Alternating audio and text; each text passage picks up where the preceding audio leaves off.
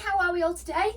I hope we are well, and I had some fab work sent to me yesterday, which I have posted above so you can see some examples of just some of the great work that we are getting through. So well done, Willow class, and please keep it up.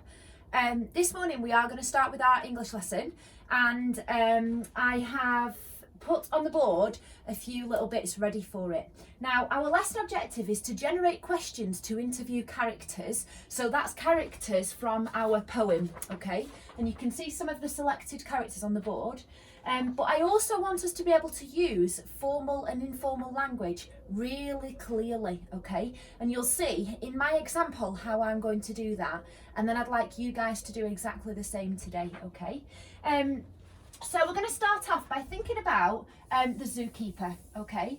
Now, the zookeeper is quite a friendly chap. He is local to Blackpool, so he's got quite a northern accent. So in the poem, how it missed out, it had some contractions for some of the words. For example, horse's head handle. It had cut out the H, okay? And it had replaced it. I'll just zoom in to show you.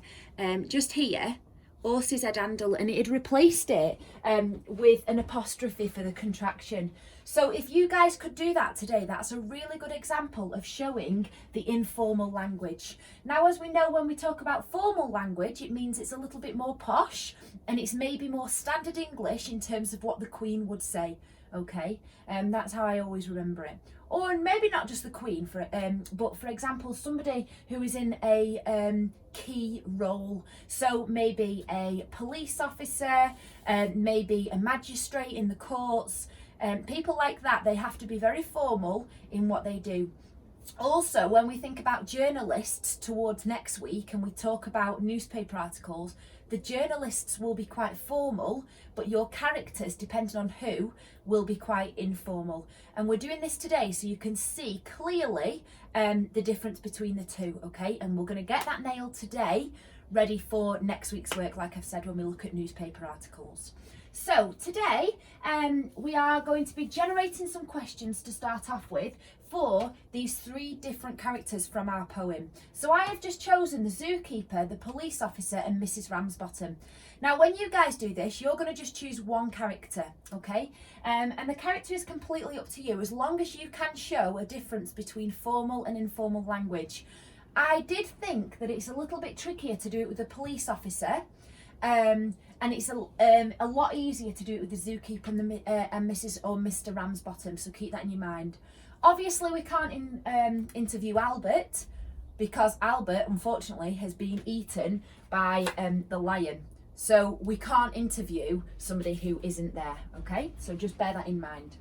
So I have got some questions which I have just put on post-it notes. So I've got, for the zookeeper, do you think the zoo will get shut down? So I am the journalist and I am asking the zookeeper these questions on the green post-it notes, okay? Then I have got, did you worry about Albert or Wallace? So how might you feel around that? And then, what did you think when you heard the news? So when he got the phone call in the zoo that his lion, Wallace, had eaten a customer, how did he feel? What was his gut reaction? Okay, so those are my questions to the zookeeper. Then I have created some for the police officer. So who do you think is really to blame? And I've asked that for the police officer because ultimately I want him to be in a bit of a tricky situation and have to answer that question. Then I've got, how do you feel towards Mr. and Mrs. Ramsbottom? Because if you remember in the poem, Mrs. Ramsbottom said, I'm blazing, okay? She said, I'm furious. Your ferocious lion has made me vexed. So do you think actually it's the lion's fault or Albert's? And that's basically what this question is asking of the police officer. And then the final question for the police officer that I've come up with is, what are you going to do about the zoo? So are you going to shut the zoo down? Are you going to keep it open but on close monitoring? What are you going to do about it? Okay. And then I've got two questions for Mrs. Ramsbottom. So the first one, because I'm the journalist, she's had quite a tough time, hasn't she? Her son has been eaten by a lion. That's not normal. So I've started off by saying, I'm sorry for your loss. How are you feeling? Okay. And then finally, I have got the second question for her. Do you think that you will have more children? If you remember at the bottom of the the bottom of the poem, it said the magistrate gave his opinion that no one was really to blame, and he said that he hoped the Ramsbottoms would have further sons to their name. At that, mother got proper blazing. So basically, the magistrate and the police are saying, oh, don't worry about it. Yeah, your son's been eaten. You can have more children, though. It doesn't matter. So how do you think that you will have more children? Okay. Now, I have asked these questions of these characters, and I've also thought about the responses that the characters are going to give in role. Okay. So the first one, do you think the zoo will get shut down?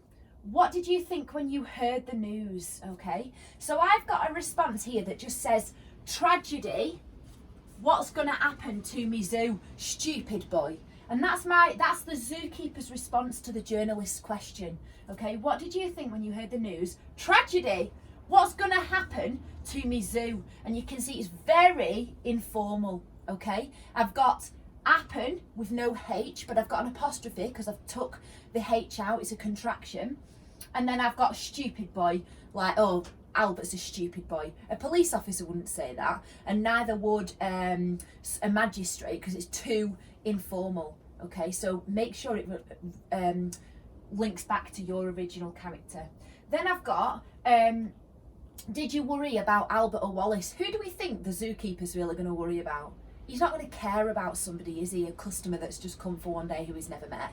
Actually, this lion who he's brought up for 16 years and he's fed every day and he's, looked after and cared for and cleaned and looked after the cage, that's what he's going to care about. So you can see here, I've put Wallace, of course. He's my dearest lion and he only eats the best meat. Now that suggests that the best meat, that's not Albert. Okay, so he's worried that he's eaten a boy and it's not good quality meat for him, so it might make him ill. So that's my response to the zookeeper. Okay, now let's move on to the police officer. So how do you feel towards Mr. and Mrs. Ramsbottom? What are you going to do about the zoo, and who do you think is really to blame? Now I've got an answer here which says, I'm afraid it's difficult to say, but Albert should not have provoked him. You can see that is quite formal, and it's quite formal because it says it is as opposed to it's, difficult to say. And then also the word provoked. The word provoked is quite formal, okay? If you're unsure about that meaning, what could we do to check the meaning of the word provoked? Have a think. Yeah, we could go on to Word Hippo, or we could use a dictionary at home. So if you don't know the meaning of that word, have a look for me, and you can always include that in the bottom of your work today as key vocabulary, okay? So that is my response to the question here, all right? I'm not doing my responses to every question because obviously I want you guys to be thinking for yourself, but you can see that the police officer is much more formal than the zookeeper is, okay? And then finally, I've got Mrs. Ramsbottom. I'm sorry for your loss, how are you feeling? So her response, she's really, really angry at the situation. She is not happy at all with people's rudeness, people's lack of care, and mistrust as well. She's paid to go in the zoo and all of a sudden her son's been eaten and they're not bothered. They're like, oh, don't worry about it. So she is quite angry towards everybody, even though the journalist is nothing to do with it. He's just asking questions. So I'm sorry for your loss. How are you feeling? Yes, so you should be. Everyone should be. I feel awful. So she's just really bitter. She's really twisted at the minute. She doesn't want to answer big, long statements. She doesn't want to be really, chatty and friendly. She's just angry and she hates everybody. All right, so make sure you get that point across.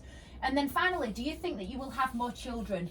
Oh, how can you even ask that? He was my one and only Albert. So again, really, really angry, and she's really setting it clear that that's her one and only son that she actually cares for, and that she doesn't want any more children. That's it. Okay. So that is the response there.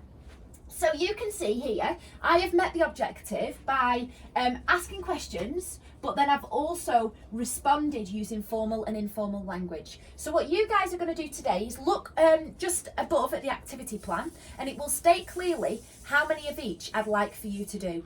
okay? And as it stays for you to do that, I'd like for you to